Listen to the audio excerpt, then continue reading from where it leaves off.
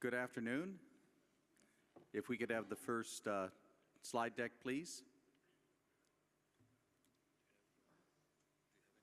Yeah.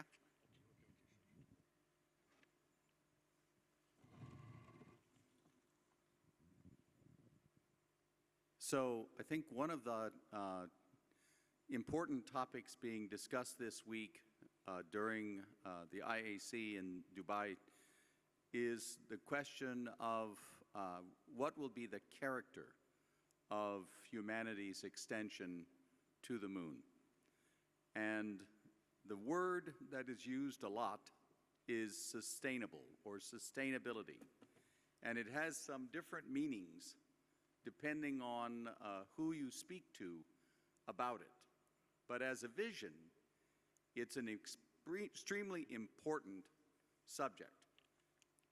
And we have with us this afternoon to give you an overview of different perspectives on this important topic, three distinguished speakers, Dumitru Doran Pruneriu, Mike Gold, and Antonino Salmieri. Salmieri?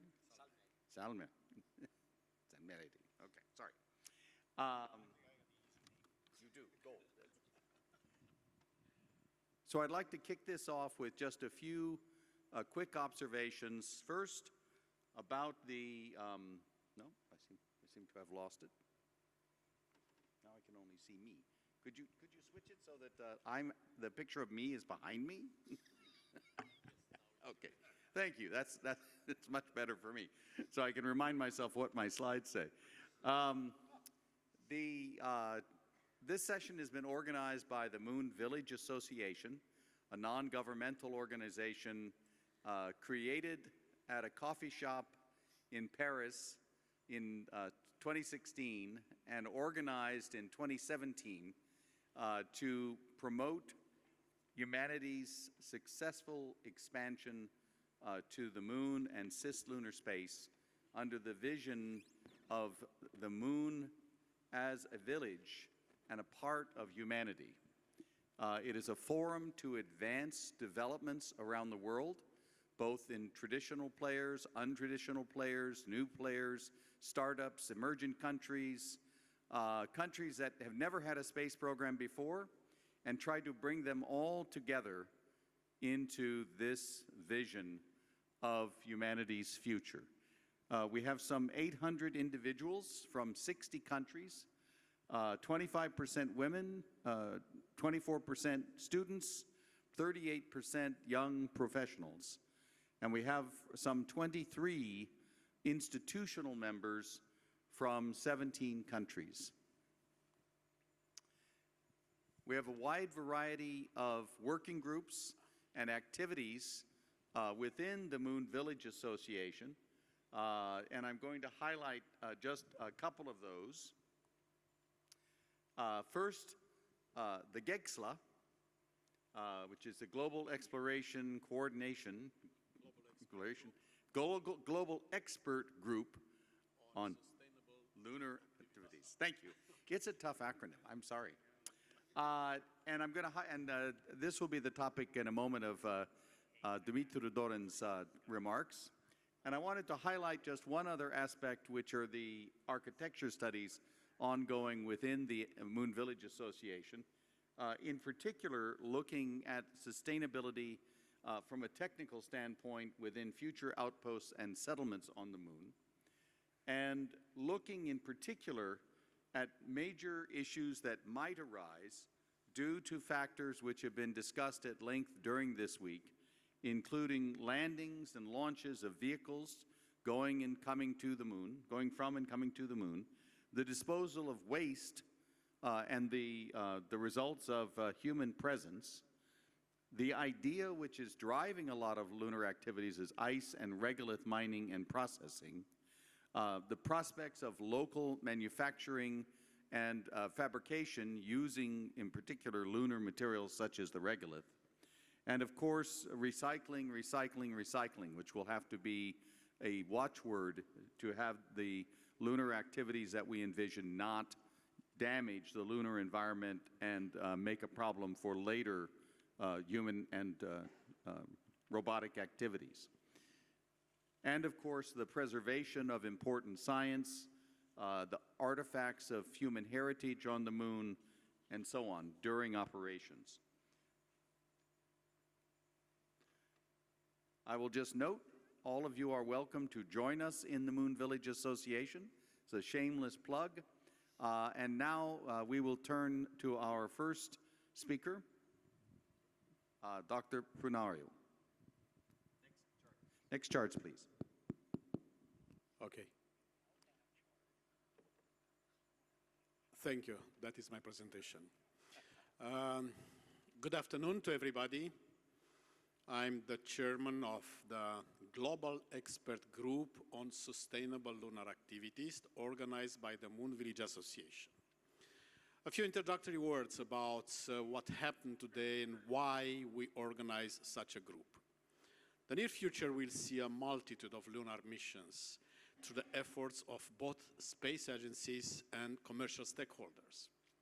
The current lack of coordination mechanisms for lunar activities presents a serious challenge to future missions and could lead to dangerous conflicts. The need to preserve the peaceful uses of space, together with the desire to begin a new era of sustainable space exploration, urges to the development of a common level playing field for upcoming lunar activities.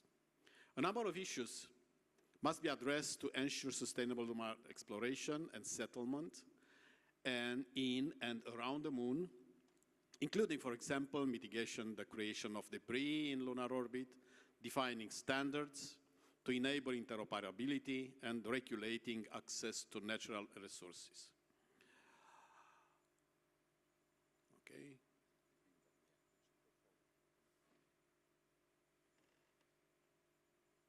So the green one, this one. Just. Would you advance the slide? Maybe you have to point the antenna to the, okay, yes. No, solution? No, before. Okay. Yeah, solutions. In 2019, the Moon Village Association created an international platform to address these critical issues with a goal of de-risking future lunar missions and increasing global cooperation for lunar exploration and settlement. This is our group of experts. This group is formed by multi-stakeholders like space agencies, government, industries, academia, civil society, and public. And we will touch all these groups during this presentation. Okay, it's working. What we have done in the framework of this expert group, we agree on the fact that we have to issue a framework, recommended framework and key elements for lunar sustainable activities. The recommended framework and key elements should support the creation of an enabling environment for peaceful, safe, and sustainable activities on the moon and in its orbit, which is in the interest of and benefits all humankind and all countries, irrespective of their degree of economic and scientific development. This recommended framework will include principles. We have to define what are the principles applied when we approach again the moon. We have also to define some key elements and give them a definition that should be agreed by all parties taking part in the moon exploration. By instance, what means lunar activity? How to define commercial activity on the moon? How to define the lunar commons? Data used in working with all institutions, devices, hardware, infrastructure on the moon. What means harm? Harm interference, when there are several players on the moon, and they could interfere with each other in a harmful way. What means lunar cultural heritage? There are places on the moon where many former missions landed, and they are really important for the history. And we propose to protect them. And not only we, there are some other institutions, organizations, NGOs that approach the same thing. What means interoperability in the moon? You know, a lot of actors will act on the moon, and if we agree at the international level to have the same standards in defining the hardware, the structure, the way of action, we could help each other if necessary. What means lunar environment? What means lunar in situ resources? How do we define exactly the lunar surface? Safe operations on the moon, safe zones, lunar settlement, and so on. We really took the responsibility to define all these things and others, and to issue some technical guidelines for the implementation of these key elements. So, I will not give you information about the results of our work, because we just started and we are in the process of doing all these things, but I will inform you now about the status of our work. So, the kickoff of our group held on 25th of February this year. We have monthly meetings, online for now. Every month, a 2 hours meeting, and when we discuss very deep a lot of problems connected with our work. The work will be completed by the end of 2022. We have 38 participants in the group, from which representing 12 space agencies and governments, 10 are from industry, 10 from academia, and 6 from civil society. And we have also observers, and have their own role. More than 180 observers so far, and more than 50 countries representatives in our Moon Village Association and GEXLAT together with observers. Here I make an appeal. Governments are welcome to become members. You may look on our website, www.moonvillageassociation.org, and to send us messages, apply, being involved. And of course, we call also for observers and sponsors over on MBA website. We don't have profit. We are a non-governmental organizations, and we lay on sponsorship.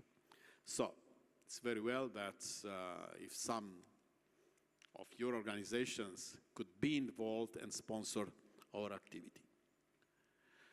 So how do we work in the framework of this select group of specialists?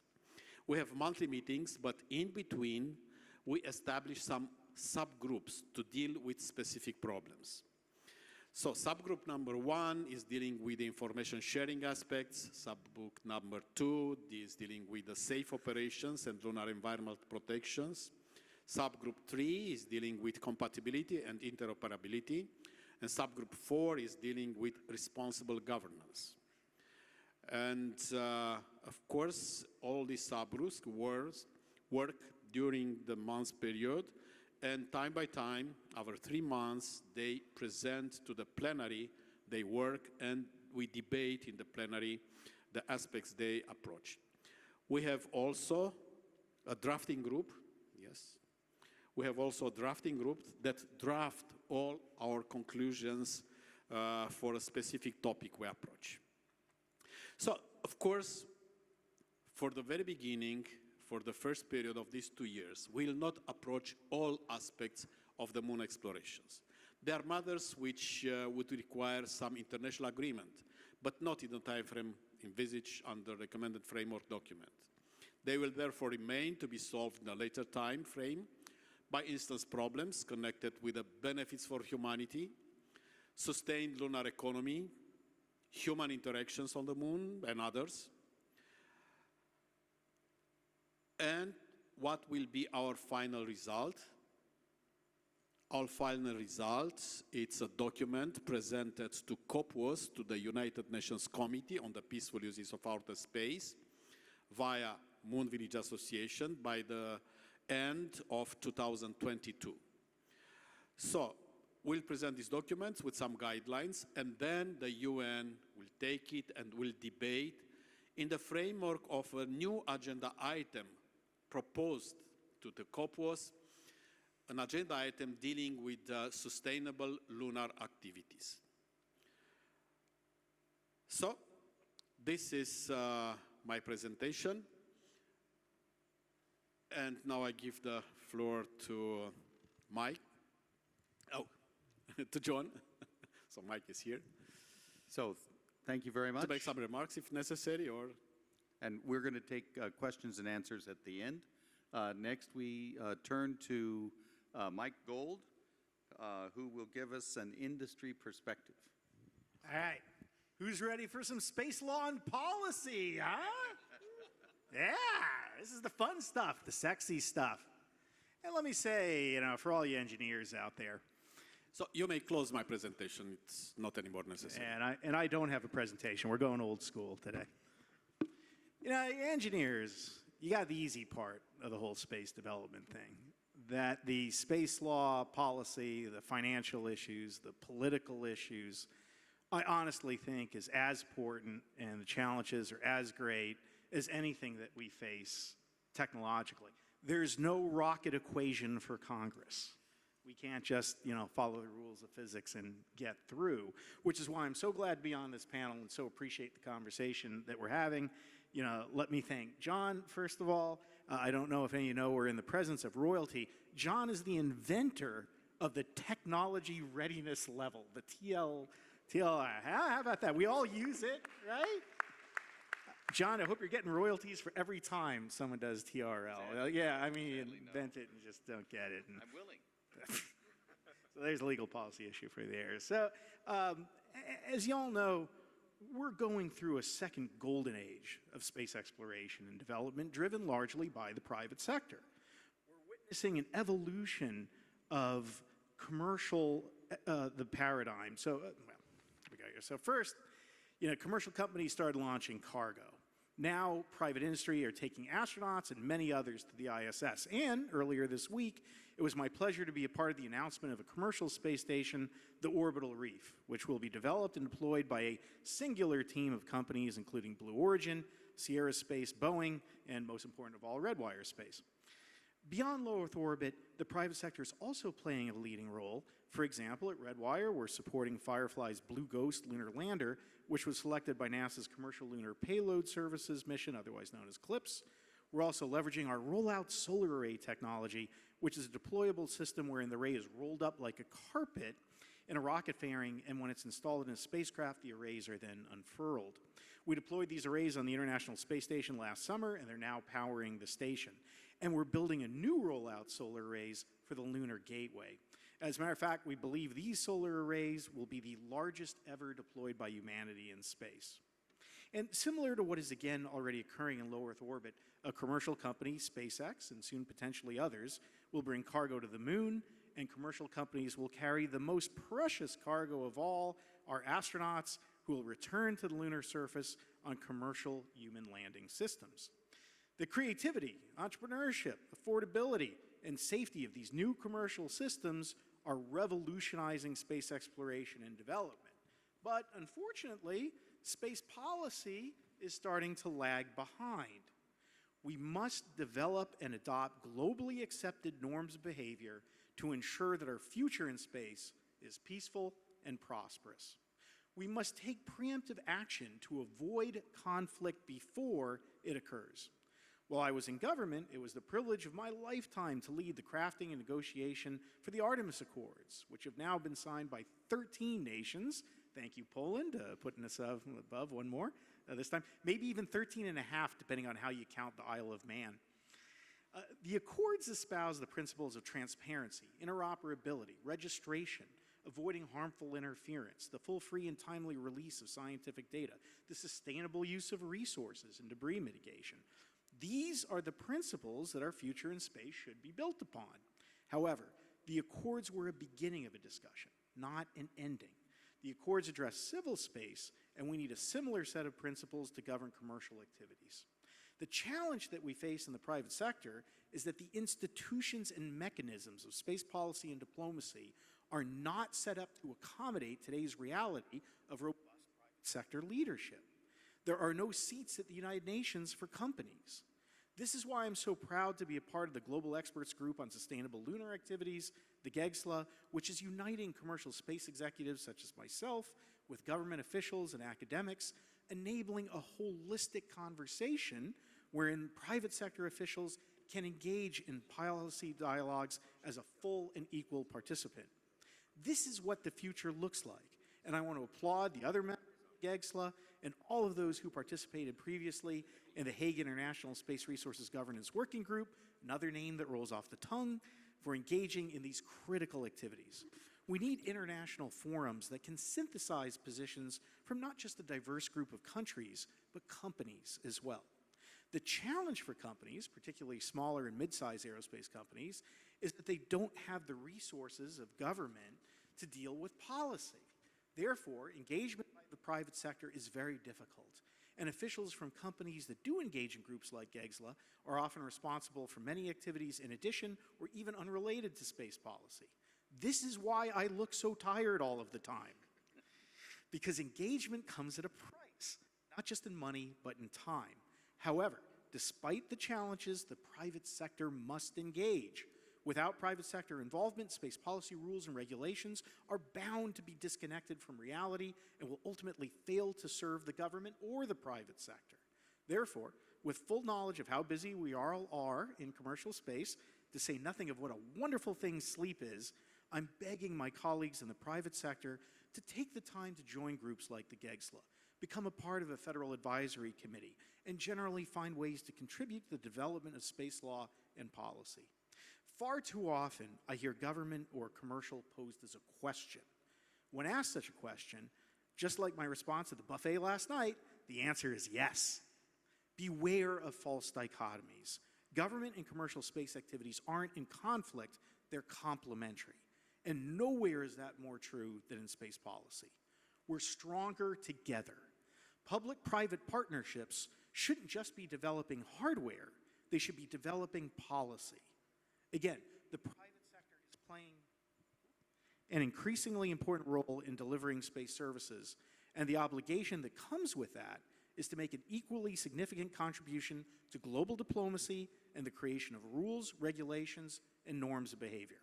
Ultimately, our goal is to prevent conflict before it occurs, and that is exactly what good space policy can do, and is why the private sector must engage. Together, we can create a future that is far more Star Trek and far less Star Wars. And back to you, John. Thank you, Mike. And next, Antonino Salmeri will speak for a few moments about the academic perspective on these issues. Please. Thank you, John, very much. And thanks, Torin and Mike, for your remarks already. It's very challenging always to go after Mike because he's so good at giving speeches that I'll try my best. So within GEGSLA, I am the co-chair of Subgroup 1 that Torin mentioned before. By the way, Mike is the co-chair of Subgroup 2. We have a little competition, but hopefully we'll work together. And I deal with information sharing there. But today I'm here to talk about the perspective of not only academia, but also civil society at large. And this is one of the things that make the GEGSLA group so special, right? Because it really brings together all the different perspectives. We heard from, a person like Torin, who is representing here also the perspective of governments and space agencies. We heard from Mike and the importance of involving, the commercial sector and private industry.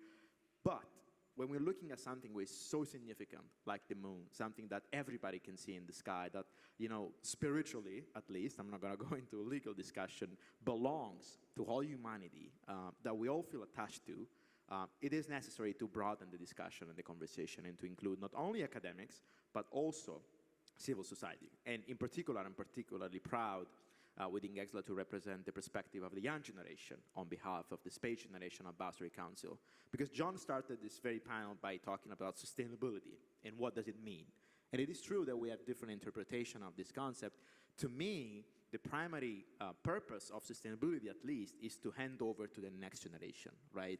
And to a certain extent, we can only do that if we involve the young generation in the conversation. And so this is why I'm so thrilled to be part of GEXLA, because when we have this discussion, it is always easy to forget what we will do in 20, 30 years and focus on what we want to do now, which is completely legitimate because, of course, we want to start somewhere, but we should not do that at the expense of what future generations want to do. And I think in space, we need to do better on that. And the situation on Space to be on Earth tells it completely. So what we want to do on the moon with this kind of perspective is to say, okay, we want to have a thriving future on the moon. And to do that, we need to make sure that there is a future on the moon. And so that we can start today building with a long-term vision of what we want to see happening for humanity at large. So the representation of civil society means that it's not only the space people and the space community who should be involved in this conversation, but we need to do better in engaging the broader public.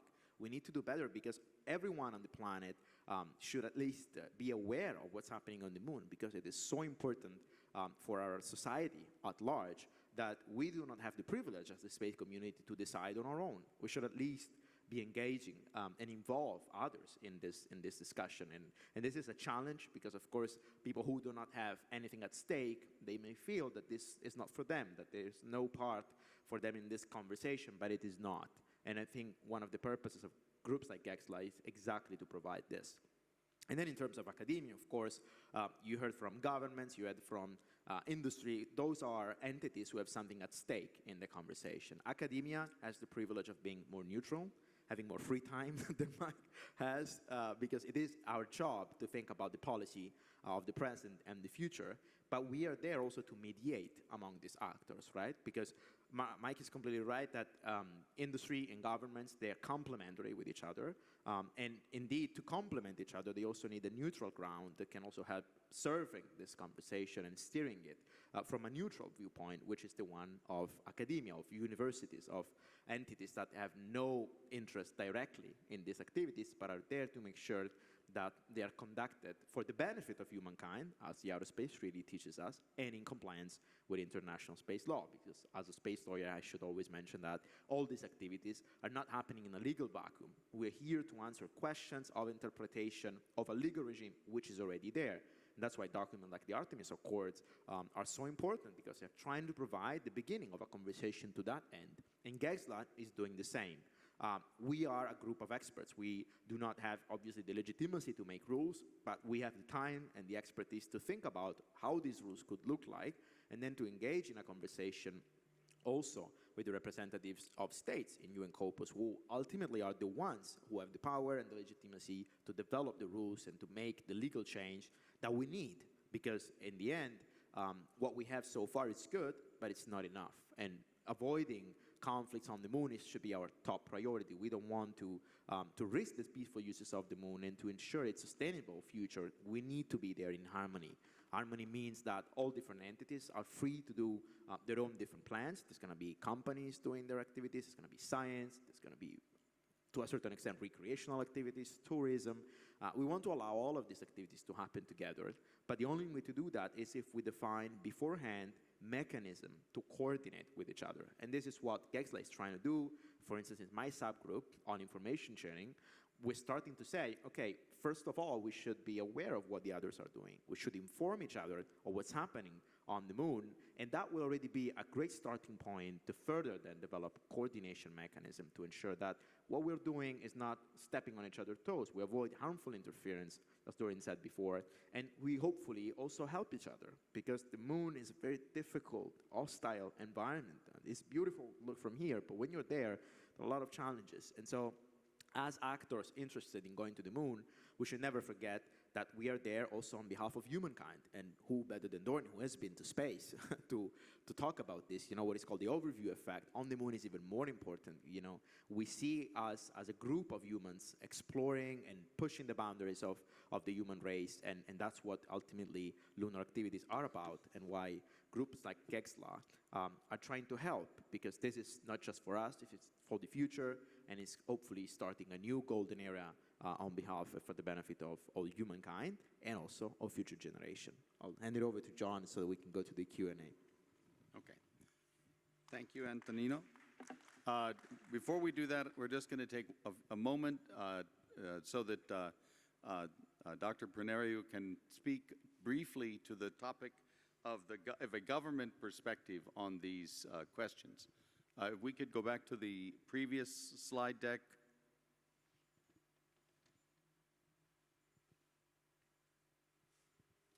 Yes, thank you very much. As long as I was many years ago the head of the Romanian Space Agency, and also I was involved in some governmental organizations, I know very well what means the involvement of the government or of the state in such type of activities. We don't have to forget that the space agencies, the governments, are the main stakeholders for the lunar missions. Even if others are growing very fast and their importance is growing. So all the infrastructure, by instance, in the Artemis program, it's built by governments, by cooperation between governments. It's very important to foster the definition of lunar governments to reduce the risk of accident and foster sustainable lunar exploration and utilizations. This belongs also to governments. So the government, it's very important to be involved in all our activity at the level of the Moon Village Association. It's important also to involve developing countries in the GEXLA. They have to learn, they have to start their own projects, they have to develop. It's very important to deal with the capacity building at the level of our planet. Here also the governments are involved, they help, they propose, they close agreements. As such, GEXLA, it's an informal platform. It's either suited to host multilateral, multi-stakeholders discussion on lunar governments in order to prepare the formal discussions that will take place in the United Nations Committee on the Peaceful Uses of Outer Space. COPUOS, it's formed by member states. There are now, if I'm not mistaken, 96 member states in COPUOS, and close to 40 non-governmental or intergovernmental organizations. Actually, I will speak a little bit about the role of COPUOS and how GEXLA will interface with it. COPUOS, it's analyzing, it's debating on international problems connected with space, global problems, regional problems. COPUOS is the only UN committee dealing with peaceful uses of outer space, where all states have the right to say something and to agree in the end by consensus. In COPUOS, there is no voting. Everything agreed in the framework of Cosmos should be done by consensus. It's a very difficult process. I just concluded my work as vice chair of the working group on Space 2030 agenda. After 3 years, in the last hour of our meetings, we reached a consensus, and this fall, this agenda will be approved by the General Assembly of the UN. So COPUOS is very important. It's important also because we issue a document that is proposed to COPUOS to be debated by member states. Even if we all are involved, industry, private sector, academia, civil society, governments, in the elaboration of this document, it's important in the end to be approved by governments, to be approved by member states, and to be proposed further to the General Assembly. Many key stakeholders are already in GEXLA, and we invite also some more countries, more governments, more institutions space agencies to be part of our work. Thank you, John. I give you the floor. Thank you very much. So now we'll turn to some questions that have been posed by the audience. First, you might have touched on this, but just a quick question for Dr. Prunariu. How many countries are represented in the GEXLA at this time? And what is being done to ensure that diverse voices are heard and included in the GEXLA conversation? So first, as I said in the beginning, there are 50 countries represented as members and observers in GEXLA.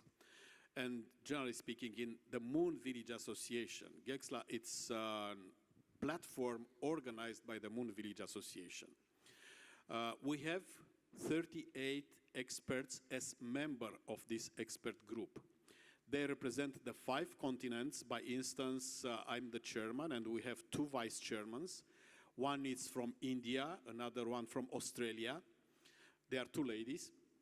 And all these members, they represent governments, space agencies, academia, private sector, and civil society as well, as mentioned Antonino. I would say a few words about our way forward, because we presented what we do now and how do we work. We organize time by time webinars. They are public webinars. Please have a look at our webpage and inscribe your name or your affiliation if you want to take part in our webinars. We'll continue our monthly work till the end of 2022. We'll continue to elaborate on all these principles, definition of key elements, guidelines, and so on. We also intend to have some face-to-face meetings when the pandemic will permit.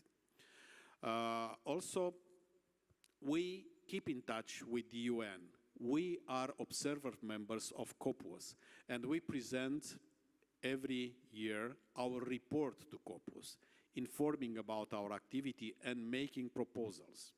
As you know, maybe only the member states could decide in the framework of COPUOS, but NGOs who are observers could bring their contributions, could bring their expertise, but they don't take part in the decision. This is the rule at the UN. So, well, And some actually, other questions? Yes, If Mike? I could just jump in on that one too, I find the composition of the GEXLA nothing short of inspiring. That, just in the audience right now, we got Nasser over there, who, subgroup 4 lead, makes all the rest of us look bad, like we're not doing our homework. Irina Irina also. from the They Russian are members and of GEXLA in the conference room here. Exactly, and we're only as good as our Tiger Team chairs like Irina. And the Chinese participation that we've seen has been so robust, and I think that's an important dialogue. My co-chair is Lin-Li Guoyo Wang from the Beijing Institute of Technology. It's really been unique in terms of being a crossroads for that. But as you mentioned, it's only as good as the governments then adopt. And we got some great government folks there. Gabriel Swinney, who is out here from state, wouldn't have Artemis Accords without him. Diane Howard from Department of Commerce. So we hope we can take this diverse group from the GEXLA that's so unique and then implement it via the government agencies and COPUOS who can adopt the hopefully great norms that we develop. Right, thank you, Mike. If I just may add one final thing on the diversity and inclusiveness of GEXLA, everyone is welcome to become an observer of GEXLA. So if you're interested and you want to participate, you can go into the website of MVA. There is a GEXLA webpage, and then there you can apply to be an observer, and then you can participate, because all subgroups, at least mine and Mark's for sure, Mike's as well, are open to suggestions from observers as well. So we try to be as inclusive as possible. We want to hear all voices, and we're striving our best, but if you don't send us your input, then it's hard to do it. So be engaging and become an observer if you want to talk with GEXLA. So I'd like to stay with you, Antonino, on the next question, which is, so a beginning is a very delicate time for any enterprise. So in a few words, what space exploration law and policy challenges do you think need to be solved in the coming 5 years? Wow, it's a tough question. Do you have like 1 hour or something? Yeah, exactly. That's what I said. There are a number, and I think if you already look at the titles, or at least the topics of the 4 subgroups of GESLA, you have a pretty good summary of them. The first one being the one that I have in my subgroup, which is information sharing. The challenge is, how do we coordinate with each other? How do we make sure that the moon is utilized in a peaceful and safe way, which means that we're not interfering with each other, and it means also that we're not ruining each other's activities. You know, that is a challenge that we need to answer because, of course, according to international space law, all states are free to explore and use the moon, meaning that they're not forced to coordinate, but at the same time, they need to pay due regard to the activities of the others, and they need to consult if there is harmful interference. Question is, how do we translate these general principles in practice? This is probably one of the most important challenges that we need to solve. And you know, Mike's subgroup is about safety zone and environmental protection, which is one of the ways we could look at this problem of coordination, right? We declare an area whereby if you're entering this area, please notify and coordinate with the actor who is already there to avoid that there are damages. But at the same time, the environmental protection is a rather critical topic. The moon is limited in its resources. They're not renewable, they're scarce in nature. And so how do we make sure that in utilizing them for the benefit of today, we're not spoiling them for the future of humankind, right? Imagine that you're a company interested in mining the ice of the moon to make propellant. Your point of interest will be the hydrogen. But when you break the H2O into hydrogen and oxygen, then what are we going to do with that oxygen? Are we going to release it? Are we going to lose it? Should there be an obligation to address these things or not? So this is one of the fundamental questions. And then we have interoperability, which is dealt in subgroup 3, a concept that was promoted already by the Artemis Accords. But how do we make sure that this actually happens? How do we make sure that different systems and infrastructure are compatible with each other? We need to have a global conversation about it. Because, of course, if one actor makes a standard and then say, now everybody follows them, are they really universal standards? Are they really interoperable? So we need to have a much more transparent and inclusive conversation there. And then finally, subgroup 4, that has already been mentioned as co-chaired by Nasser and Maria here in the room, about responsible governance. How do we responsibly govern the moon? What does it even mean to do that? So I would say that those are 4 pretty important challenges. Of course, on top of that, you can add many. There is heritage protection. We want to protect the footprints on the moon. We want to make sure that all these activities are conducted in a way that they do not ruin what we already done on the moon, the astonishing accomplishments of humankind. And so those are, I would say, the most important ones. And then, yeah, I'll think there are more, but we can discuss it later. Thank you. Mike, would you care to add a thought or two? Sure. Yeah, big fan of norms of behavior. That's what I think we need to establish. And I think the Accords, and not that I'm completely biased here, but did a great job relative to civil space norms of behavior. Everybody should sign. But there are still 2 legs left to that 3-legged stool, specifically national security, that we don't have good, globally accepted norms of behavior for national security. How close is too close? And that's how conflict starts, that one country thinks something's all right, the other doesn't, there's misperceptions. We need to be explicit and start establishing those norms to avoid conflict in terms of national security operations in space, in low Earth orbit and beyond. There's no committee on the violent uses of space yet, but I think we do need to look at these national security issues in an international context. And then next is commercial. The Artemis Accords, while I think informative and helpful for commercial operations, they aren't intended and do not control the private sector. So we need a commercial version of norms of behavior to apply, again, at least certain principles so that we can have a peaceful and prosperous space for everyone. So I think if we tackle those 3 areas, one of which I think is being taken care of by the Accords, we'll really have a good future to look forward to and can avoid conflict before it happens. Dimitru? Doran, any comment on this, or you want to go to the next one? No, go to the next. Okay. We're running low on time, so let's. So I do want to get to this next point, because I'll just say, since the Moon Village Association was formed, the whole world, metaphorically speaking, with regard to lunar activities and plans, has changed at least a half a dozen times in those 4 years. And some of that has been driven by government policy shifts. Some of them has been driven by commercial activities, developments. Some has been part of discoveries and missions. It's going to continue that way for at least the next decade. So space law tends to take a long time. Dimitri Doran mentioned a moment ago the UN working on its agenda for 2030. How long has that agenda been in the process of? So actually, you know, in the beginning of... I want to come back to the question, though. I just wanted to... Okay. My point being, it was a long time. So the real question that I want to pose from the audience is, so space policy and law, especially international policy, takes time. How is it going to keep up with the fast pace of changes, discoveries, innovations, government and industry developments? Yes, as you know, the main treaties, space treaties, were adopted in the framework of the United Nations, and it took quite a time to negotiate them and to approve.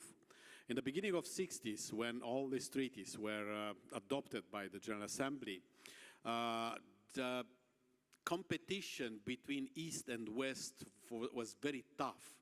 And each of the sides was a little bit afraid that the other one will do something against them and so on. And then the negotiation process went quite quick, quite fast. And in 67, you see the Outer Space Treaty was adopted. After that, so the competition reached a different level, and it's quite impossible to sign now, to negotiate and sign binding documents. But the UN issues some guidelines.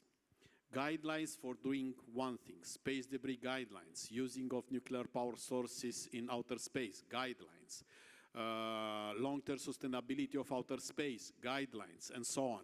So the negotiation of the guidelines is taking shorter. They are not adopted by a binding document, but they are adopted by an understanding of the member states. And the measures, they are voluntary. We lay now, fortunately or unfortunately, on many voluntary measures.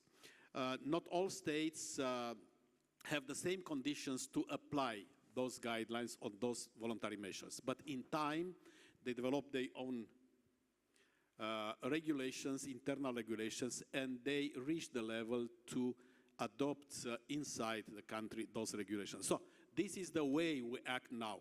By working in the framework of the Moonvillage Association, we just improve the time, short the time the UN will take some decisions. We come with a material, elaborated, negotiated between many countries, many stakeholders. And the UN will debate much faster all these aspects in the future. I'd like to give Antonino and Mike a chance to comment on this same subject, and it'll be kind of our walk-off. Antonino, because I cut you off earlier, would care to speak first, but briefly? Yeah, Mr. Moderator, absolutely. So I think the concept here is one of my favorite words from the Hague Working Group, which is adaptive governance, right? We, of course, have to realize that the development of space policy takes time, but not as much as you may think. It really depends on the pressure and the context. So as Dorian said, when there was a need to negotiate the Outer Space Treaty, that was done pretty quickly. The United States adopted a law on space resources in 2015. The year after, COPUOS already had an agenda item on it. And now 5 years after, which is not a long time, considering that we get COVID in the meanwhile, we got a working group on space resources. And over the next 5 years, it's going to be an outcome from that group. So I think it depends on the context. And I would say that there are ways to keep up. And the GEXLA is one of these tools. But the concept of adaptive governance is there to help. And so it means that we want to create framework to discuss and update the rules so that we can adaptively reinterpret them over time, rather than try to think that we develop a one-size-fits-all type of solution that is perfect and takes 20 years to negotiate. We need to understand that that doesn't really work out in practice. Thank you. Mike? So we got to find a way for space policy to operate at least something close to the pace of space technology development. And I think that begins by acknowledging we're not going to be able to treaty our way out of everything, that the UN treaty process, while wonderful and important, is too slow to keep pace with many of the activities that are occurring. So we have to acknowledge that we don't want the perfect to be the enemy of the good. And this is what we did with the Artemis Accords, that I believe that the future and that the way we keep pace is these voluntary political commitments or guidelines, kind of soft law, that can help ensure that we've got norms of behavior that we can act upon, but can be implemented at a time that is relevant for the activity rather than the full treaty process, because we've got to do it. We can't proceed without it. And I think that's the path. And maybe it's just, you know, certain countries or groups of countries coming together and another group comes together, but even that's a good thing because we can see where the crossover is, we can see where the differences is, and then use groups like the GEGSLA and the COPOIS to figure out what the common ground is and what we can all agree upon. Thank you very much. I think we've had a very fruitful conversation this evening, and I'd like to ask if you would please join me in saying thank you to our panelists.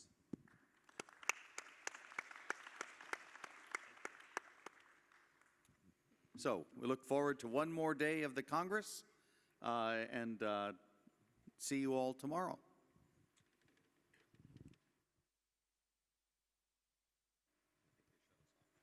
I just asked our GEGSLA members to come on the stage for a group picture. So we meet first time face to face here.